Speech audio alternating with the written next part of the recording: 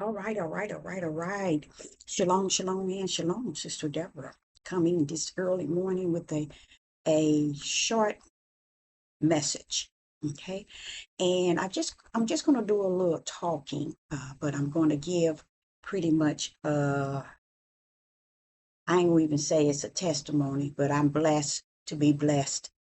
Okay. I really am. I thank the most high Yah for how he has instilled in me himself first and foremost, and the tools to run this worldly race that's actually taking place. It's like a race that you're running, and it's like it feels like it's no end, but you know what's on the other side of that end when it all said and done.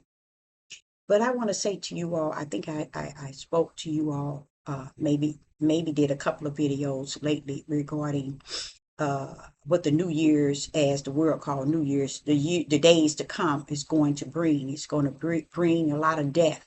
I don't know if I told you all that, but I did tell my family in the year 2000 and what they call 26. But I will say that it's going to be a time where you're going to know who's who and what's what. It ain't going to be no, I wonder if this person is, I wonder if this person that, because everything about individuals, I'm telling you this morning, is going up against you. You just got to have the spiritual eye and the spiritual ear and the spirit of Yah in you to uphold you through the long suffering and the endurance once you come to the knowledge is what is actually taking place. It's not for you to go out to keep up chaos, start trouble, do unrighteous, do unjust, or prove yourself. It's not the time we're in, not time. We ain't in time. We in that day. We're not in that day. This is not the day that you go out to try to prove yourself and who you are and what you are. This is not it. Stand down, okay? And when I say stand down, I mean as far as down can get, and that is flesh down. You know where it, you know how far the flesh can go down, where it come from, the dust. So you got to stand down at that level and let Yah rise in you to be the vengeance, and to be the lead of you. It ain't time for you to start trying to rule and control and see what you see, know what you know, and then try to control or manipulate people to or get people to see.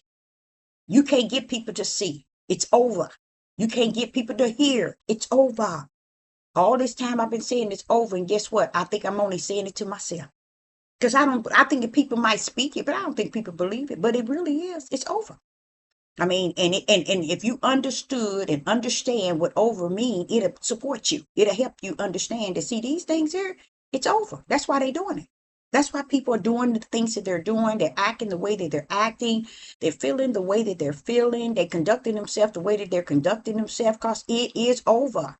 It's the saddest thing that individual will say that, okay, I have the Ruach HaKodesh, or I have the Holy Spirit, I have Yah Spirit, I have this, I have that, I have this from Yah. But then they cannot discern even the times and even discern the prophecies that's before them and know that these things need be in this day in which it was prophesied that it will take place in this day.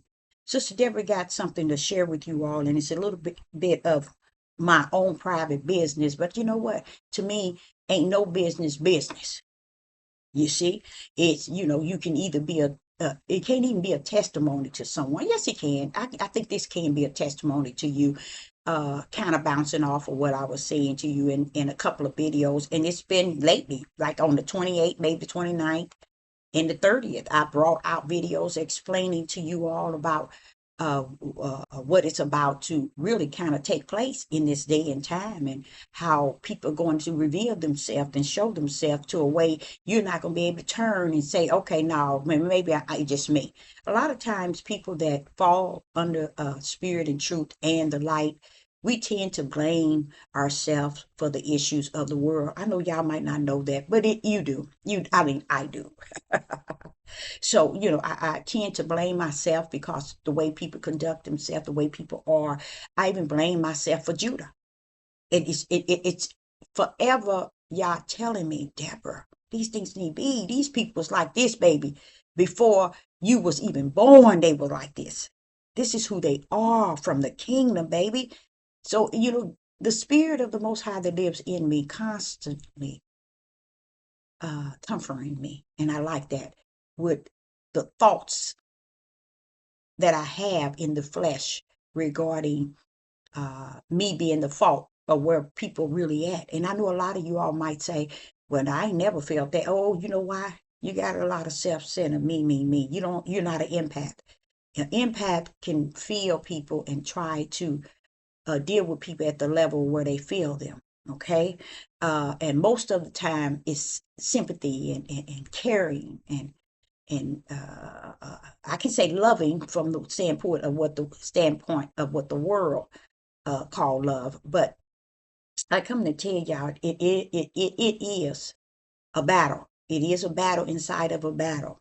Uh, my experience, I've told you all that I had to, and I have always having to do all things like this here, and I find myself having all these uh, gifts, which I won't deny that the Most High has given me, and He only given it. He only gave it to me because He knew that I would need these tools to run this race. And what I'm finding out is a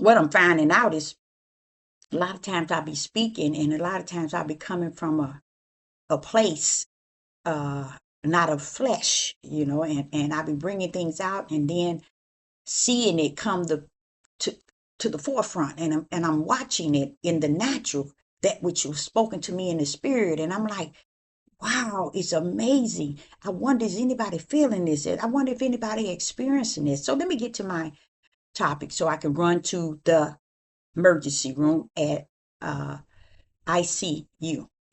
He's in the ICU. Listen to this. I was speaking to you all about, I did a video about you're going to really know who people are. And even though the Father has given me way, way enough to understand who people are. Oh, yes, He has. Oh, yes. And I take them right there. But what I think is happening, I believe that people are going to get weakened to the reality of truth, and they're going to kind of turn to not trust truth. They're going to trust their flesh to believe that, oh, it's got to be this way. They can't be this way, but yes, they are.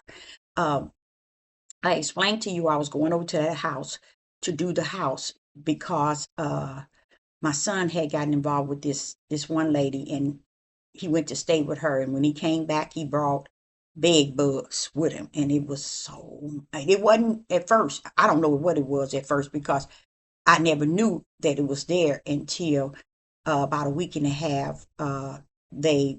He told me, and I said, "What are you bringing this mattress down? Who put this mattress down? You came from the second to the first, and then went down to the lower level. Why would you bring this mattress here? Why would you bring this out of, guess what? Loaded with bed bugs. The rails were loaded. I could not believe. I never seen nothing like that. And I was just like, and all I could think about is ordering, um, what they call it, bed bugs med. And I'm ordering it and waiting for it to come so I can do the house. I had to do the whole house because they traveling these things all over the house. And I'm like, he's 45, and then my ex-husband is there, and both of them is traveling these things all over the house. And then he come calling me, telling me, oh, they on his bed. And I'm like, oh shoot, he's an exaggerator. He's a really, really big liar, really big liar. So I'm like saying, I wonder if they on his bed or he just seeing it. Then when I called the people and asked them when was they going to send the products that I ordered, and I knew that I had to go in and do what I know I had to do. But, thinking now, even now, just today alone, realizing that you always going in to save someone. You always stepping in to put your best foot forward. But guess what? You always come out as the enemy. when it all said and done. And that has been my whole living, my whole living. So but yet in all, when I say I come out as the enemy, because it ain't for the dark to respect the light, y'all. That's something a lot of you all don't understand, and you won't understand. And it's hard. It's hard. Like I said in the video, we're in a day that we're going to come and we're going to actually see exactly who's who and what's what. Even if you've been in full denial, you're going to find out this year who's who and what's what. And it's not for you to battle, fight, uh, uh, divorce your wife, divorce your husband. It's not for you. That's not what I'm giving this to you for. I'm giving you what the Spirit has given me. And it's nothing you can do that's going to change it. Okay. So a lot of people would think, oh, she telling me to do this, do this. Stop the line. You telling your flesh telling you that. Okay. So I'm just giving you my own testimony. I can't even say it's a testimony. I'm just giving you my own experience. What has happened on the 1st of 2026. And so I went over on Wednesday, and I bombed the place, and I sprayed the place, and I bombed it as well because I went to, I think it was Lowe's, no, Lowe's, yeah, Lowe's, to get they had Ray bed bugs spray, where you put it in the room and you leave it on and it bombs the rooms. So I put those two in 2 rooms because I had to get the 2 bedrooms that was loaded with bed bugs. So I put those in there. But before I did that, I sprayed it with what you call Bug Med. It's a product. I'm thinking it didn't have. It's supposed to be natural. It says it's safe, just as big as day, and I'm thinking they don't have all that harsh chemicals. And I'm thinking, okay, someone had referred it. I looked it up and I seen it was booming, 5 stars. So I ordered. I ordered 2 a week and a half ago, and then waited 4 days and ordered another one so I can do the whole house. So I went in, and there my ex-husband and my son. And I went in and I sprayed, and they was helping me. We were putting all clothes in trash bags and tying them up because they got to take them to the laundromat and wash all of them. So they had to put the clothes in the bags, and they had already took the mattress out, and they trailed it all over the house. So what happened? I did spray the rooms. I really did a good job, I thought, and I closed the doors. They got their keys, everything they need out. And I told them all they had to do is go in the closets and get you in the closets in the hallway and get you covers and quilts and sleep in the, my son was going to sleep in the extra bedroom, which it ain't going to help none. I was going to have to do that anyway. So it didn't have anything in it, but by the time they keep moving and they spreading it all over the house, who you think they causing the work to be on?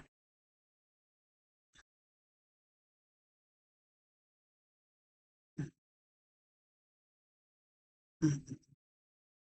And I told him not go, do not go back, do not enter back into the room until the next day. Sleep on the couch for this day. When you go in, first thing you'll do is open your windows. Well, I was waiting for to go back in the next day, which was yesterday, to clean up, to do my wipe up, to vacuum and break down things, throw things in the dumpster, and so on, so on. So happened, I'm waiting to for my ex-husband to get off so he can start with me. And I'm calling and calling. I started like at 9 calling, and I end up like at 11:30 calling, keep calling, keep calling. He's not there. I said, let me head where I stay over to where they stay at, and couldn't get nobody. So I pulled up at their house, and there his car, and the voice said, go upstairs to his room. I gets upstairs to his room, and I'm wondering why he ain't downstairs on the in the living room pull out bed. Why didn't he? And why is he here? He's supposed to be at work at 4 a.m. All of a sudden, he's sitting there. He wouldn't answer his phone. His whole right side wasn't working. So my son and I helped him put on a shirt and socks and shoes, and I took him to the emergency, and they did a lot of testings and found out he blood in his brain. He was bleeding blood in his brain. My son went on and he stayed at home while I take him to the hospital, but he called me. He said, "How's he doing?" I said, "He's doing they say he's going to be okay, and he's doing okay, but he got blood on the brain, and they say it's because of his blood pressure and so on and so on." And I knew that wasn't true. I knew that wasn't true because I believe one thing that keeps doctors going is being able to use that word blood pressure. They can surround blood pressure, high blood pressure with everything. And yes, it can affect a stroke. Yes, it can cause stroke. It cause heart attacks. Yes. When I met this man 35 years ago, he had high blood pressure. His grandmother had high blood pressure, and she never took blood pressure pills, and she died at 103.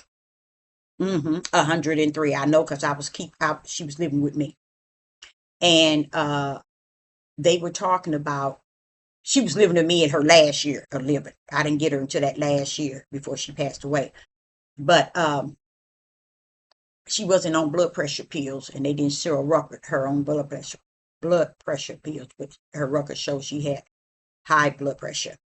So I just assumed it was a genetic, thing, maybe, because every time I would go with him to the doctors. He never went by himself. I'm always there, making sure he at the doctor, making sure he at the dentist, make sure everything, making sure he get his prescription, and he so many times, it's probably more than 20 times when they gave him high blood pressure medicine. My job was to fulfill the medication and give it to him. It's up to him to take it. When he wasn't the type of person that would take anything, but he would get in the hospital and he would clown like he's, really going through, and he'd take anything they give him, anything. But to take blood pressure medicine, he wouldn't take it. So they got him in the emergency ICU, in the emergency, and they said his blood. They see blood on the brain. So he's sitting there, and I'm just realizing I'm gonna take y'all a place y'all ain't never gonna ever, ever, ever probably go again in understanding, because a lot of you all want to understand where I'm coming from. But uh my son called me. He said, "That's that stuff you put in the rooms. You put that stuff in the room." I said, "What you saying now? It's my fault."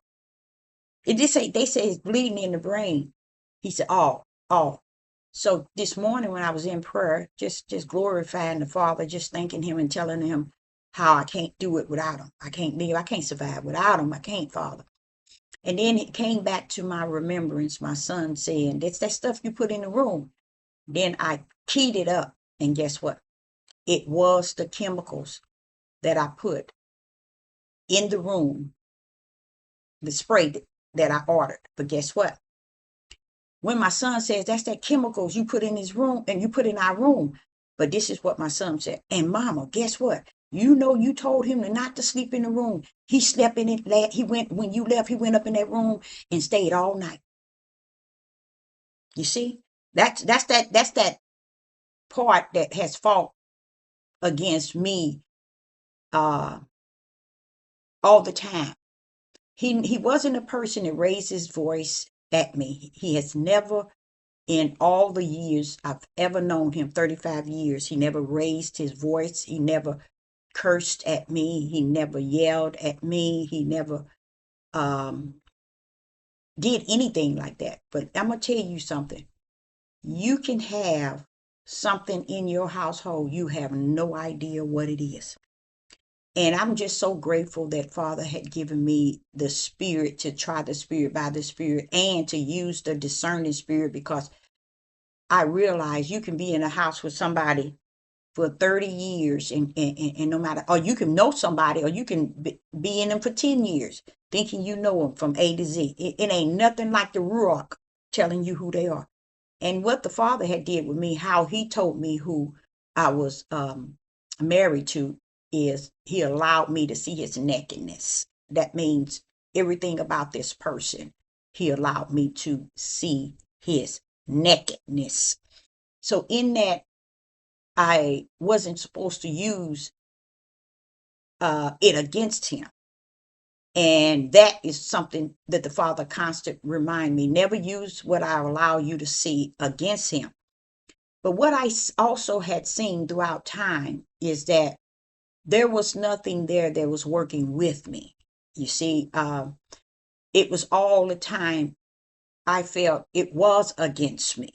Uh, it wasn't something that was working on the righteous end. It was something that was working on the unrighteous end, conniving and deception and deceiving and deceitful, and cunning and those sort of things.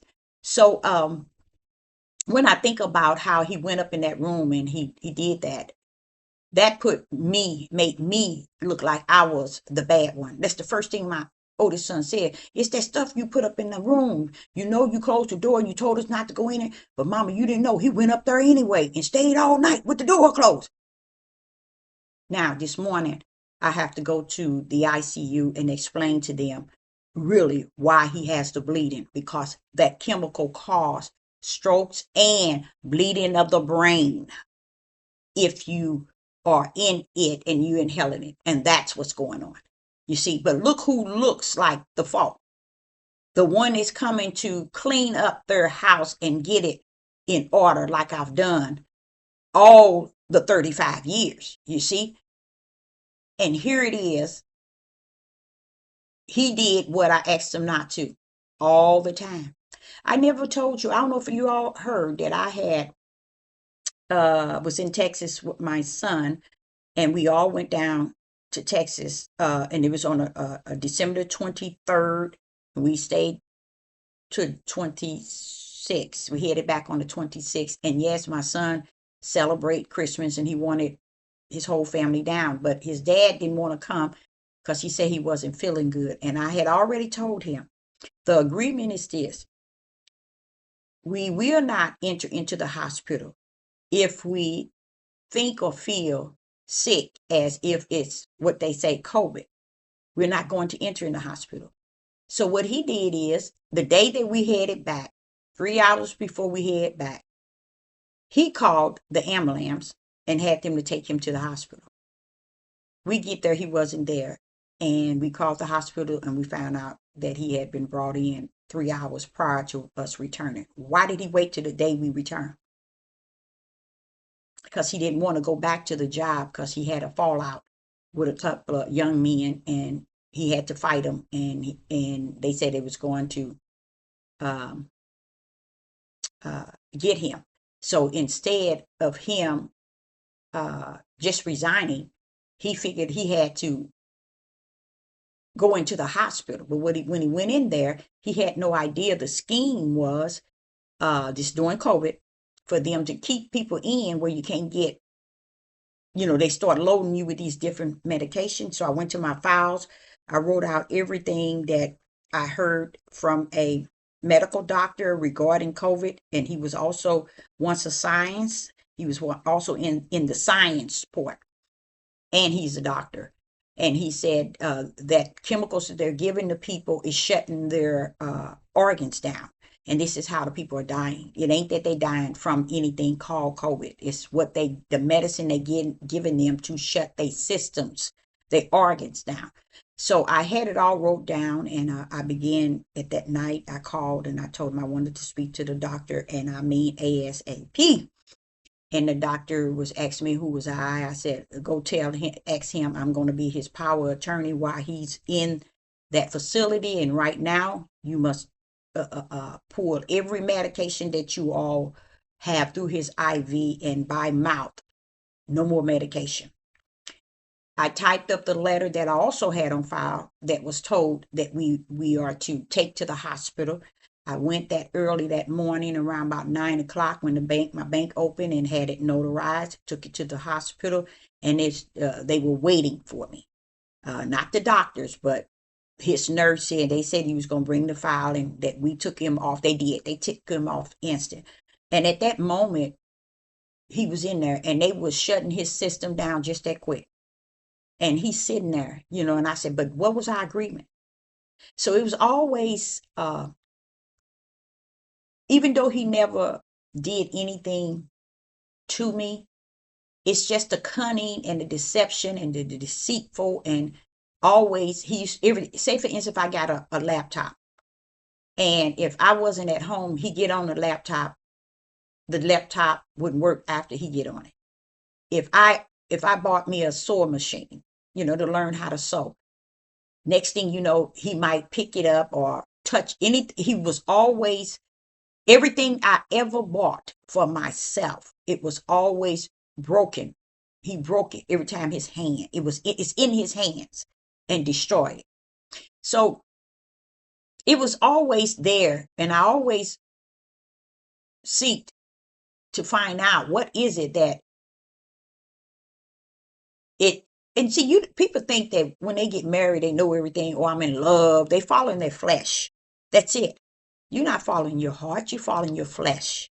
Okay, and in that, you thinking you know a person, you got them packed down. It is so much about a person that you really don't know, and the main thing you need to know, you overshadow it by, oh, I'm married, I'm in love, and then you don't get to see the real person. But I'm grateful that the Father showed me the real person, and in process of showing me the real person, me and my ex-husband, we get along very good.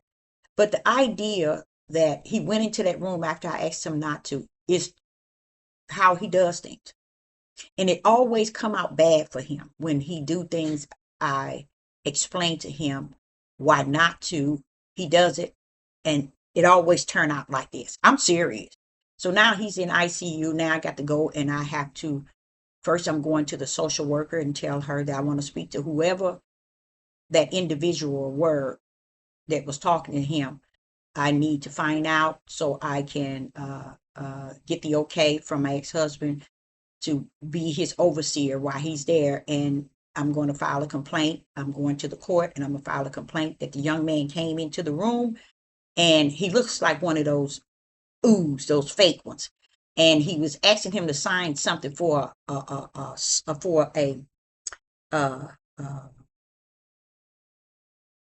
one of them things they be testing and trying to figure out something. Every 3 months, we can test your blood. We're going to get a certain amount of blood from you so we can test every 3 months. And he signed it to give him. I said, no, he ain't got to be signing this. Oh, he don't have to, but he don't, if he don't want it, but you still got his paperwork. I need to go to the social worker. I'm going to go to the social worker, and I'm going to key that out. I'm going to key that out. I want to show y'all something. Let me see if y'all can see it. Let me see if I can pull it out. You see that? You see this? I want y'all to look at this. Oh man, I want y'all.